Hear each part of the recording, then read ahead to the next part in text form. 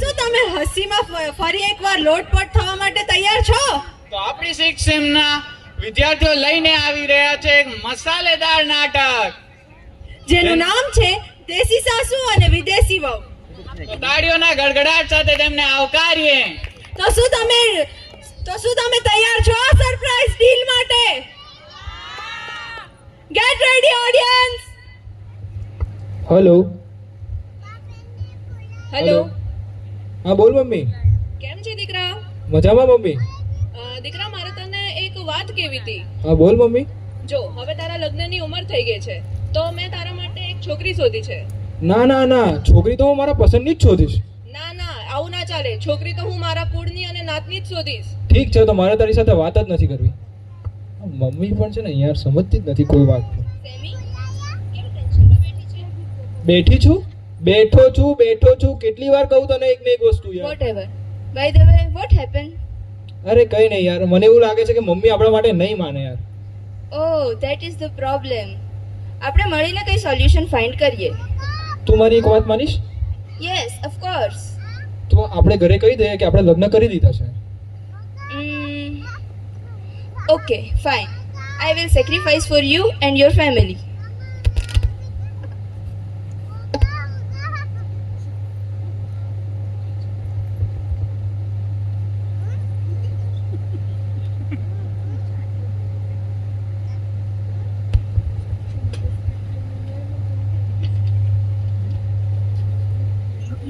હે ભગવાન, તમને છૂટ આપી છે એનો મતલબ એવું નહીં કે આવું બધું. ઇમરજન્સી હતી મોમ. આવી કેવી ઇમરજન્સી? અરે યાર, અમે એકબીજાને પ્રેમ કરીએ છીએ અને એકબીજા સાથે રહેતા હતા, તો લગ્ન કરવા જરૂરી હતા.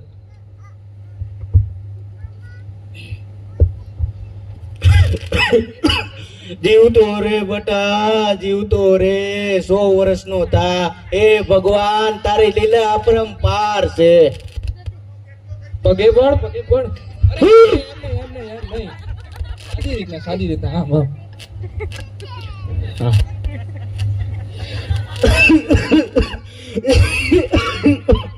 એ સાંભળો છો બેટા, મારો સમર્થ મારા જીવતે જીવ ઓ બેટા લઈ આવ્યો છે.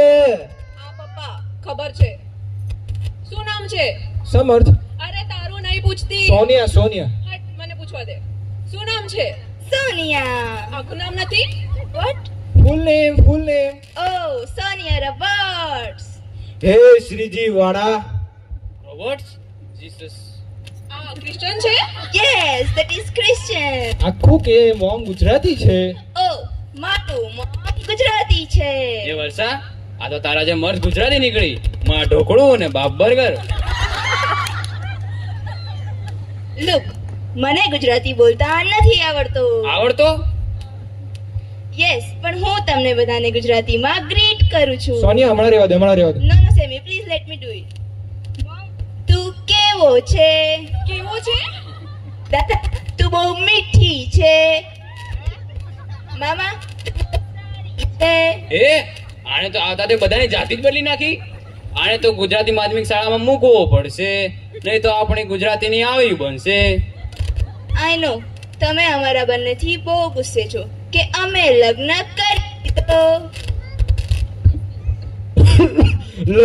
કરી લીધું. યસ દાદા, because we had no option. Situation જ એવો હતો તો અમારે લગ્ન કરવો પડ્યો. સેમીને મેં કીધું કે આપણે લગ્ન નથી કરવો, પણ એણે મને કીધું મારું મમ્મી મને સિંગલ હેન્ડેડલી ઉછેર્યું? માણસ છે કે ગલુડિયું? બટ ગલુડિયું. અરે તને નહીં આવડે, 7 જન્મ લાગશે.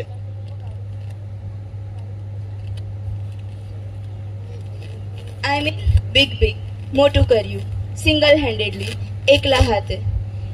I will really appreciate you mom and you દાદા ટુ. હું તમને તમારી રિસ્પેક્ટ કરું છું. That dad is expired and that tiffin making in stall and now this penthouse.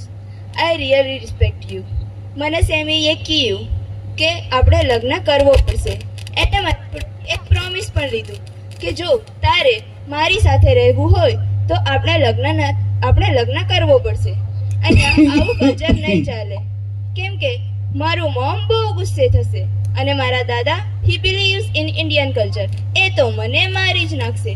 હું તમને એક રિક્વેસ્ટ કરું છું કે તમે સેમ પર ગુસ્સે ના થતા, કેમ કે એ તમને બહુ પ્રેમ કરે છે, મારા કરતાં પણ વધારે, લોટ્સ એન્ડ લોટ્સ વધારે. એ દીકરી અહીંયા આવતો.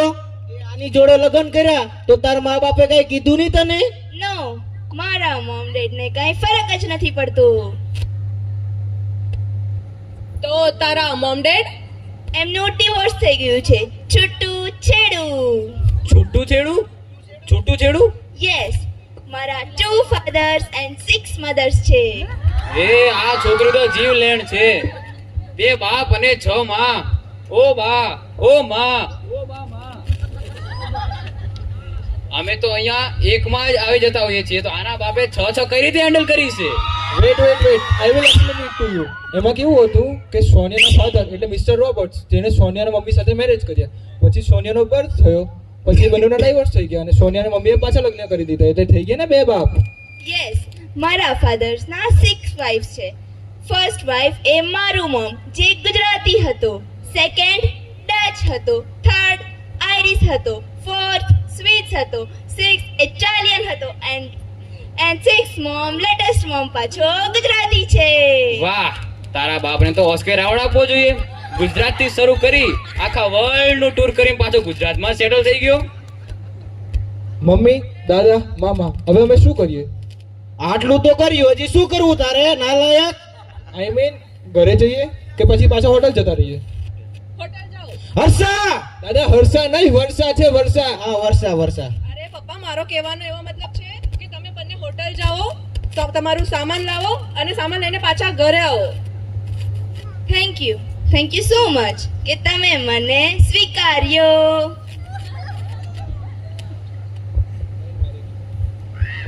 એક મિનિટ, હું અહીંયા સ્ટે કરવા આવું એ પહેલા મારે એક એનાઉન્સમેન્ટ કરવો છે. કમ ઓન એવરીવન, ભેગો ભેગો ભેગો ભેગો.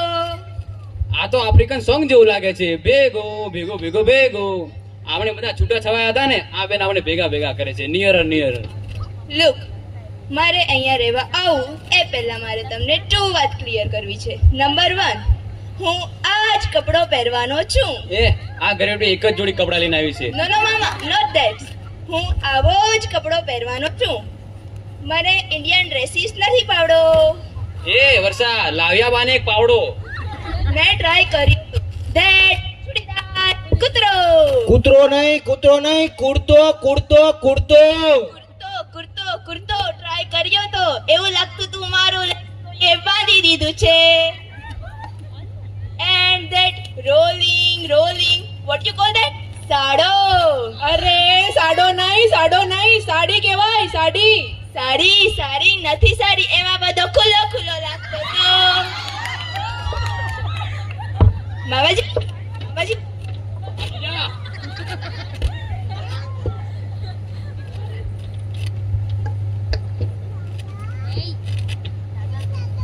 ઓકે, હવે હું તમને એક વાત કહું.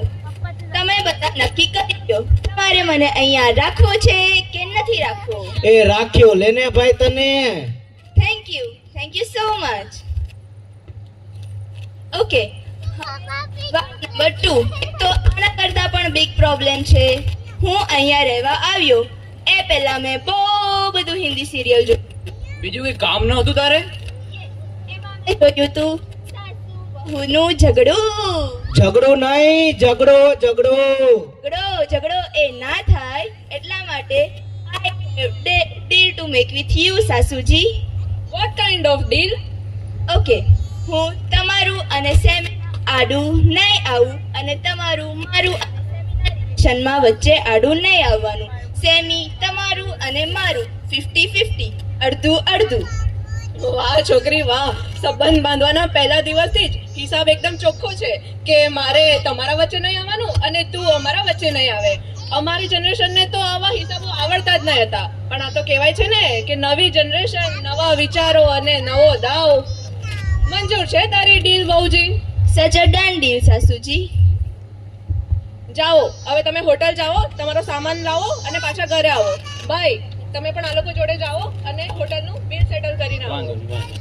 એ હવે શેની ઊભી છે? ચાલ ને. તું જા. કમ ઓન મામા. તું આડો ઊભો છે, તું જા, હું આવતી છું. અરે હું સ્કૂલમાં જેટલું પણ ગુજરાતી શીખ્યો છું ને, આ બધું મને ભૂલવાડી દેવાની છે. Thank you. આભાર.